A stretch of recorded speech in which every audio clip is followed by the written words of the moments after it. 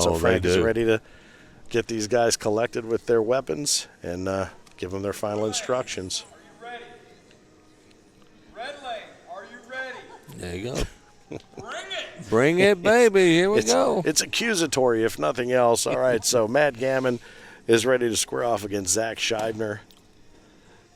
Zach playing out of Pittsburgh. Matt, of course, Shelbyville, Kentucky. You know, it's interesting. We saw Jack Harcrow in the last game kind of change his strategy against Matt Gammon. He went into the block row, and and his airmail was spot on. Yep. You saw him. Every bag he threw had Up a purpose. and over. Oh, Nice bag. How about that? He's probably wondering where that was earlier. Mm-hmm. Up and over. Ooh. And he's going to pick up a big round right there of 7 to That's start. going to be a 7 spot to get out of the gate. And, boy, you got to think that Zach thought he had that airmail drag ready to take that bag off the back. But, you know, it's interesting what you mentioned about Jack is he did a lot what we saw Paula Stevens do last night in the women's. Did. Got out a little bit ahead, then started playing defense to force her opponent, Shelly Gutowski, who was a really good player, who really only 1 or 2 times ultimately ended up not being able to reset and gather her center, I don't think. But Paula's been around, a former queen of cornhole, top female player of the season, and she knows what she's doing. And she played a little defense to play some offense, and it worked out in her benefit. Oh, boy. Oh, man, he fired that bag. Yeah, he really was going for everything. You know, right I actually there. played Shelly today, and I remember what Paula did, and that was the first thing I tried to do, was start blocking her. Defense, yeah. And I asked her when it was over, I said, you kind of see what you might want to work on. He said, yeah. She said, yeah, everybody blocks me, so. Well, and that's something as you're watching. Maybe you're not, maybe you're playing just socially, or maybe, out in the backyard at a picnic or this or that. But watch the delivery of these bags, the flat nature of these bags, the pace with which they play, the strategy about a blocker bag, and look at that bag. Different things. That one, that had no business going in from where he's standing, but he's done it multiple times. He He's almost about to did do it again. But you can pick up just by watching, knowing what you're supposed to do, and then just go out and work until your arm says, okay, that's what we're going to do. That's right. It's a nice finish right there, and that's going to just end up as a wash. But you know what I mean? You can learn so much by playing somebody. Well, that goes for anything. Yeah. Somebody who's better than you at something, nothing more satisfying than finally overtaking them and showing them what you've got. And to be honest with you, the person that plays better than you is never more excited than when you beat them that first time. Not the second time. No, you don't want to lose twice to them. But that first time for sure. That daggum little bug, Brock Beasley, he beat me for the first time. I was so excited for him, and now I can't beat him. What are you talking about? Now he whips you like cream. He does. Another penny for Matt. And you hear Zach as he's walking down muttering to himself, oh, just terrible. Yeah. Terrible. And Zach, that's all I heard about was this roll bag that Zach played all day long. But it hasn't been effective here at all. Not since on center stage with the games. Been on air. No, I've seen the music quite a bit on center court throughout the course of the day, but not since we've been on the air. And I think that was what was advantageous to him over there warming up with Jerry Stallions. At least he had an opportunity to try to roll that bag. Now that's 3 solid bags there by Zach. He's dialed in nicely, and he's given the whole right side of the board and the center to work with, so why not? Yeah, and if he gets the 4-bagger right there, but Matt left the hole open. He certainly did. Yeah, he picks up 4 there. 10-4. 10-4, buddy. We'll be looking for the snowman in a minute. I said my man, the snowman, his ears just pricked up somewhere. I did have to laugh. He is right straight across from him. I'm calling you the snowman. I don't know why. I said, how old are you? 32? Okay. Well, you don't know why. Took me a minute to catch it, but when I did. Oh, yeah. Not as long as it could have. Oh, nice airmail right there. I think Matt's trying to get in the airmail game with him. Yeah, he can do it again. He's going to lay low and just lay that blocker in there. I thought maybe having a stroke on that. That's okay. On that airmail, he might try to follow up with another one. Yeah. Coming in low and hard, and he's going to leave it up to the northwest edge. Oh, what a collection. And guess what that shot was? Nicely done. That was that piggyback shot right there. Yes, it was. He set in front. That was a nice shot. Yes, it was. How about that? Yeah, picked up 2 points out of it, too. Matt and Todd Gammon earlier took the doubles championship, father-son team, out of Shelbyville, Kentucky, and that piggyback shot exactly what he said his father works on, and certainly he's been paying close attention. There's a nice blocker bag to get things started. And see the roll, it's just not rolling all the way over. I don't know if it's the nice shot. Beautiful. Up and over. Oh, and how about that?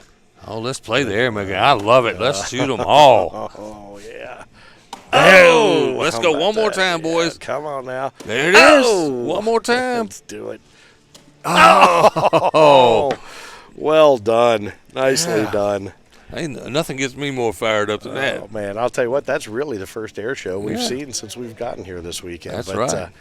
I'll tell you what, you know what, when you get into it, that's got to be just as exciting on the court as it is to watch off the court. Saw me and Johnny Thomas get in one yesterday for a little bit. A little bit. Yeah.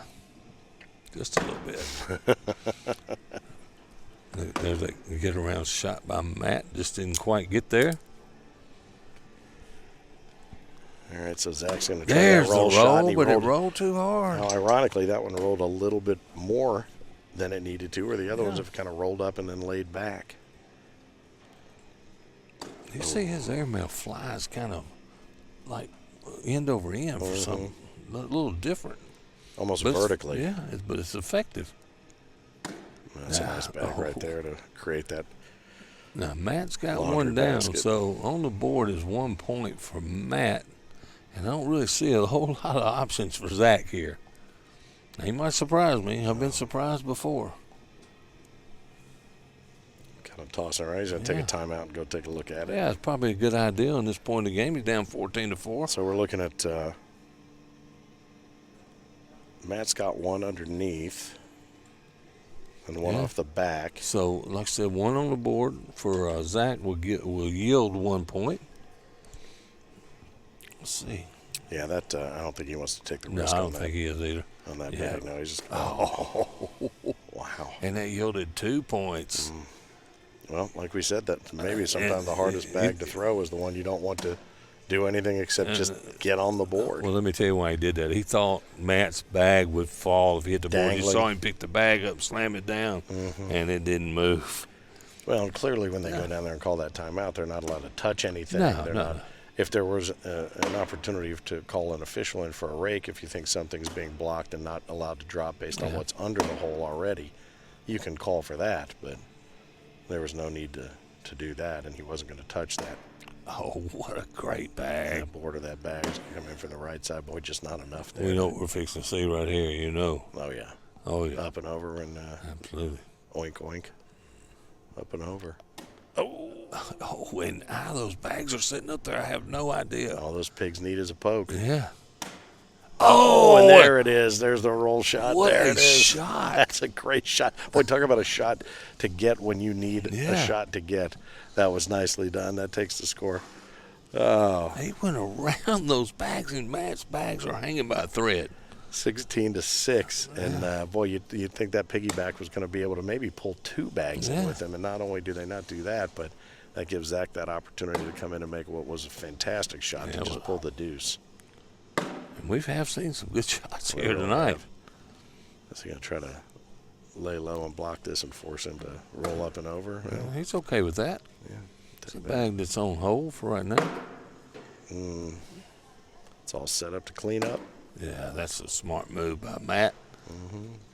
Oh, boy, he knew it as soon as it left his hand. Now he's going to come up and squeak around that right side. Matt let him off. Let him off. He did. We have seen, Phil, a number of these scenarios backfire.